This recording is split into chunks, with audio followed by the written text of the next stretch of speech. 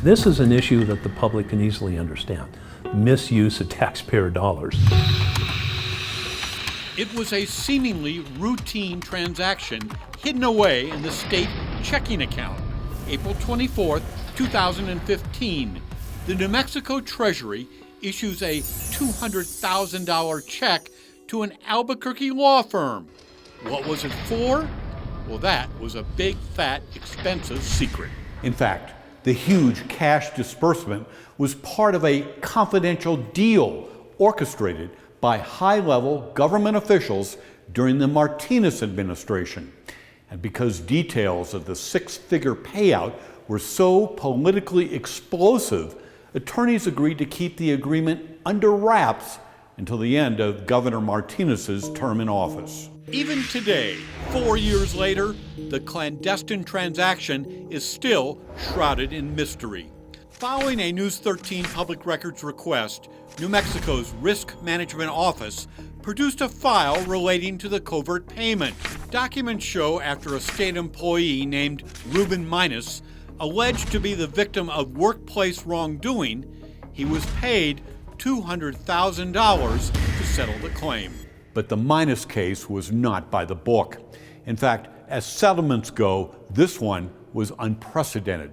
You see, unlike other risk management cases, government officials handed Ruben Maynes hundreds of thousands of dollars, even though he never alleged any specific misdeed or act of injustice. Cabinet Secretary Ken Ortiz oversees New Mexico's risk management. He reviewed the 2015 Maynes settlement file from the prior administration.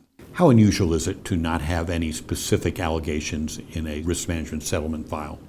I would say it's unusual, Larry. Typically, a complaint has allegations with specifics. Any type of allegation should have the specifics in order for the state to investigate, review, validate them. So who is Ruben Maynes, and why did state officials secretly pay him a ton of money? Well, that is the $200,000 question. Ruben Maynes was a state police officer assigned to Governor Martinez's security detail, but his tenure there was not without controversy. You see, Ruben Maynes was a gambler. One fellow officer claims Maynes racked up huge gambling debts, even borrowing money from other officers. Then State Police Chief Pete Cassettis warned Maynes not to gamble while on duty.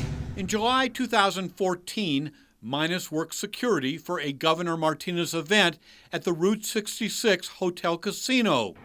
A fellow officer later accused Agent Maynes of gambling on duty at the casino in violation of state police orders. Security cameras captured Maynes in the hotel elevator heading towards the casino shortly before 1 in the morning. He spent hours wandering the gaming floor, playing slot machines, and gambling at the blackjack tables. Maynes headed back to his hotel room at 5:45 in the morning. Days later, Chief Cassettis advised Maynes that his gambling activities appeared to violate the chief's directive. Maynes was removed from the governor's security detail and reassigned to patrol duties. He was told the department would open an internal affairs investigation into the incident. Months later, Governor Martinez was notified that Maynes planned, quote, legal action.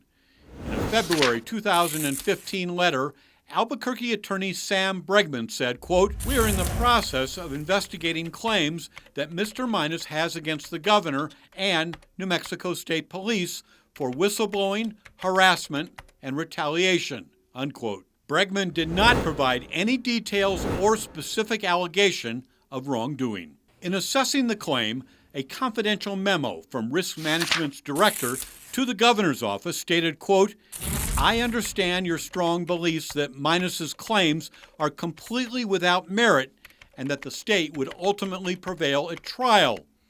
Based on our investigation of the matter, I wholeheartedly agree that the assertions being made by Maynes are bogus. Risk director at the time, A.J. Forte, noted the cost of defending the case through a lengthy trial could cost taxpayers as much as $1 million.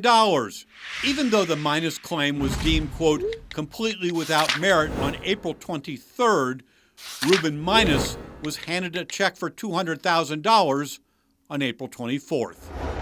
There are no documents in the settlement file indicating risk management investigated or verified Maynes' claims of harassment and retaliation. Ruben Maynes resigned from the state police in October 2015. So if the Maynes claim was bogus, why did the government give him a huge check? Well, News 13 has learned Ruben Maynes had a secret bargaining chip in his back pocket.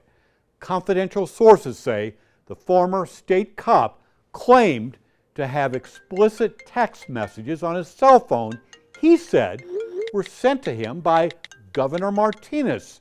Now, according to sources, Maynes' claim of potentially embarrassing information about the governor was a factor in the closed-door settlement negotiations. Maynes attorney Sam Bregman declined comment on the case. From his home in Arizona, Ruben Maynes told News 13 he did not know anything about explicit text messages from Susana Martinez. The former governor did not respond to a request for comment. Were the state officials who facilitated the Ruben Maynes $200,000 settlement, were they doing their job? No. And I think they conspired to misuse public funds. State Senator Sander Rue is an advocate for openness and accountability in state government. He reviewed the recently released Maynes settlement file. This is taxpayer money. And if people are using this money to buy silence over misdeeds or embarrassing, situations, that should trouble every New Mexico citizen. None of the officials involved in the Maynes settlement still work in state government. Under your watch, are there going to be any settlements just based on the representation of an attorney about vague accusations? No, sir.